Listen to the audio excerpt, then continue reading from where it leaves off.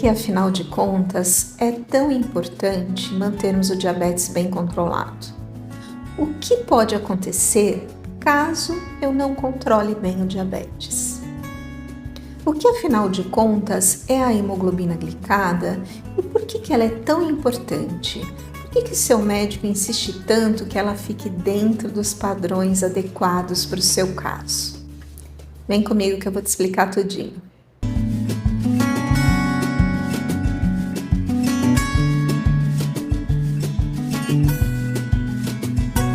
Se você ainda não me conhece, eu sou Ana Lúcia Gomes, endocrinologista e metabologista há 30 anos. E esse canal tem por objetivo trazer informação de forma simples e rápida para que você possa tomar as melhores decisões com relação à sua saúde.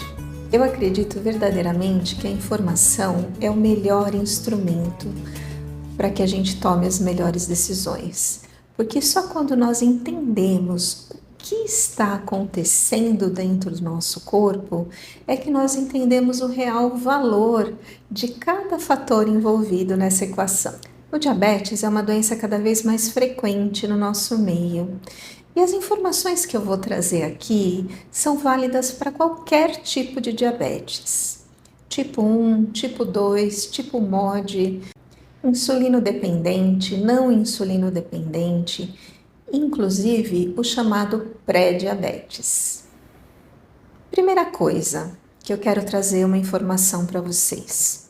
A glicemia, ou a pontinha de dedo, ou a leitura do Freestyle Libre, que é aquele dispositivo que fica aderido no braço para monitoração contínua do diabetes, todos eles trazem uma informação pontual, daquele exato instante.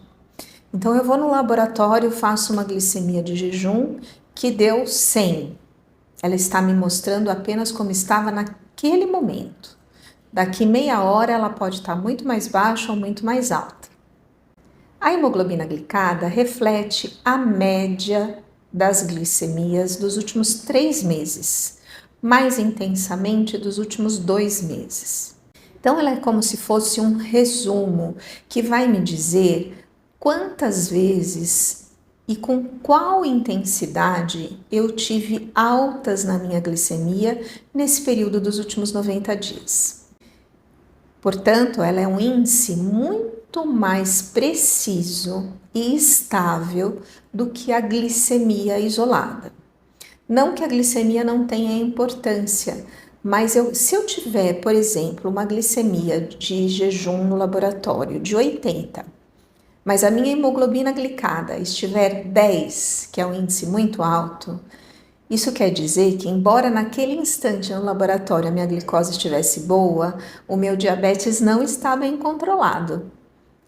Nos últimos 3 meses, a minha glicemia várias vezes passou de 200. E qual é a importância disso?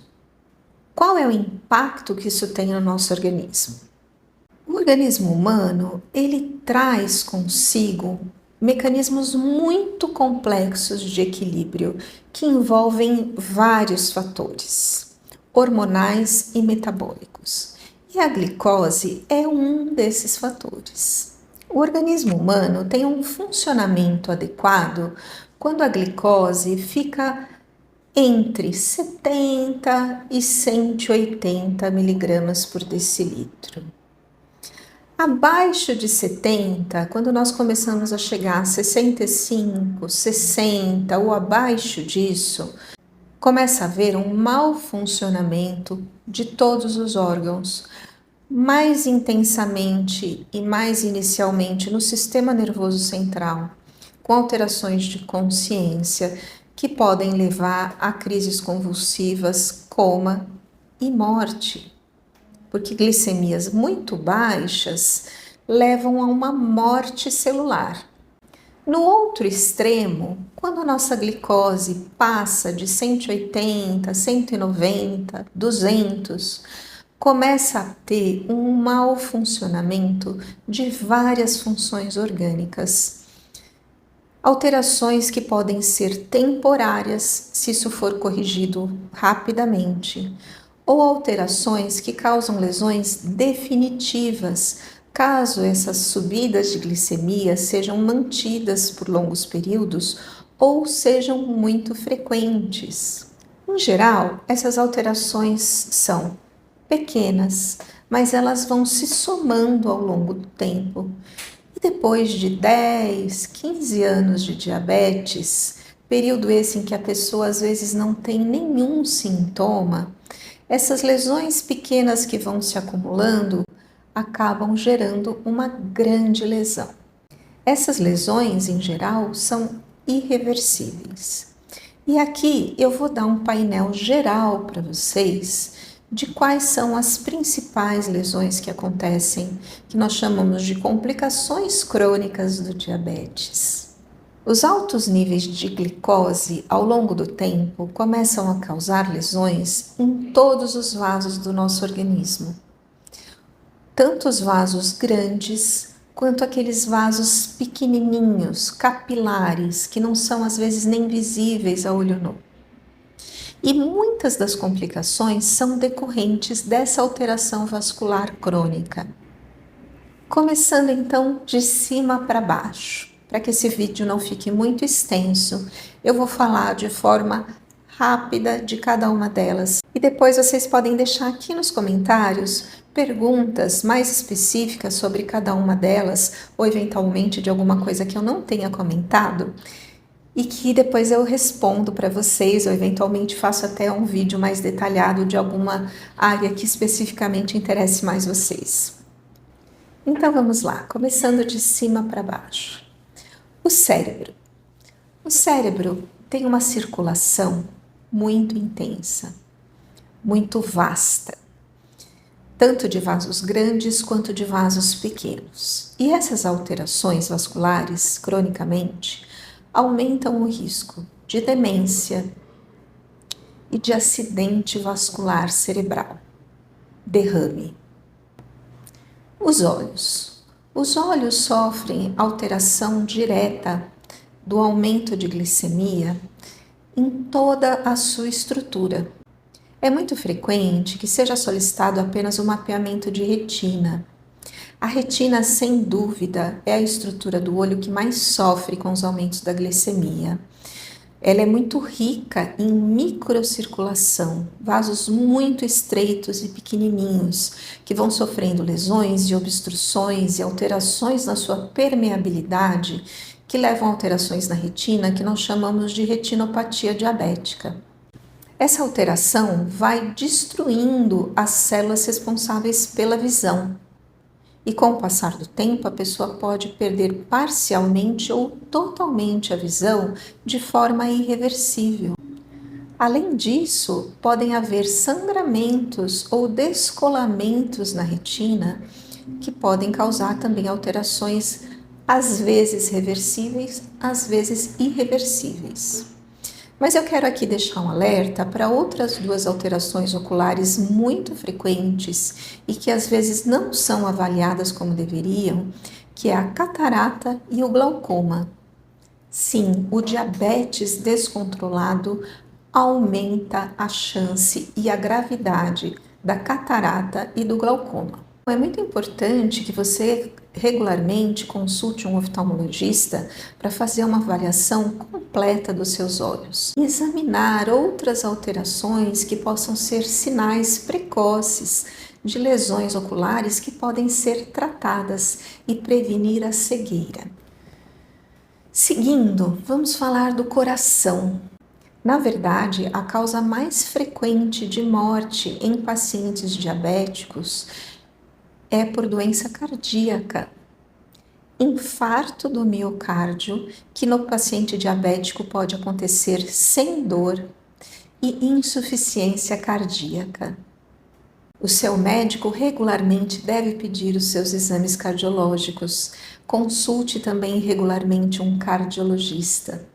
A hipertensão também com muita frequência aparece junto com o diabetes e agrava ainda mais esse risco cardíaco.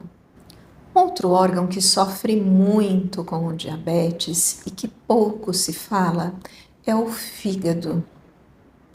A esteatose hepática, que é o acúmulo de gordura no fígado, é muito frequente em pacientes diabéticos e ela tem que ser avaliada e tratada.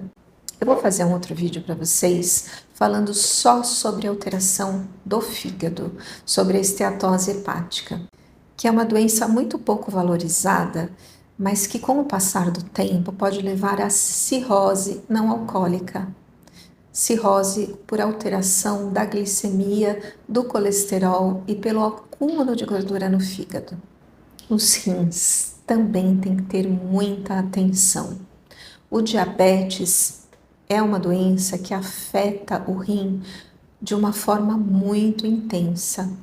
Alterando a microcirculação renal, ele também vai causando alterações na filtração do rim e perda da função renal, que é lenta, mas é gradual e é progressiva. Se nós não identificarmos a lesão renal precocemente e tomarmos as atitudes no tratamento para que isso seja estabilizado, não é raro, infelizmente, que os pacientes diabéticos evoluam com insuficiência renal crônica, que pode se tornar tão grave ao ponto de levar o paciente à diálise e não raramente à necessidade do transplante renal.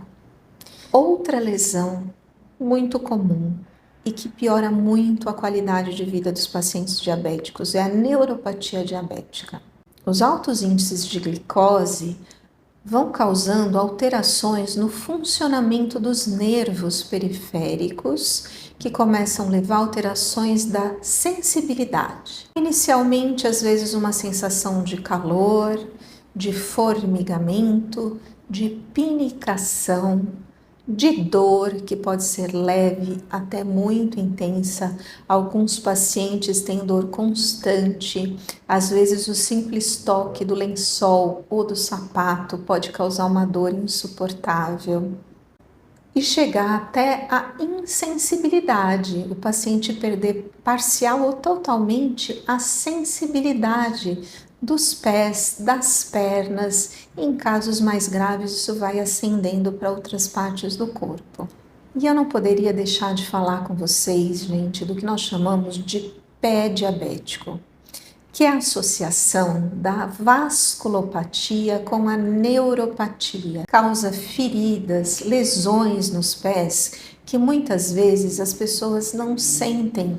Às vezes é um machucadinho pequenininho, causado muitas vezes por uma dobrinha no calçado ou porque esbarrou em algum móvel, e aquela feridinha começa a crescer porque a pessoa não sente, tem insensibilidade por causa da neuropatia diabética, ela não cicatriza e começa a necrosar por causa da vasculopatia diabética. Essas feridas, gente, com frequência, são causa de amputações.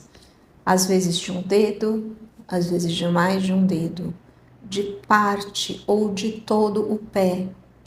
Ou nos casos mais graves, de vasculopatia mais intensa, chegando a amputações da perna inteira, abaixo ou acima do joelho. Todas essas complicações que eu trouxe aqui, elas são preveníveis, gente.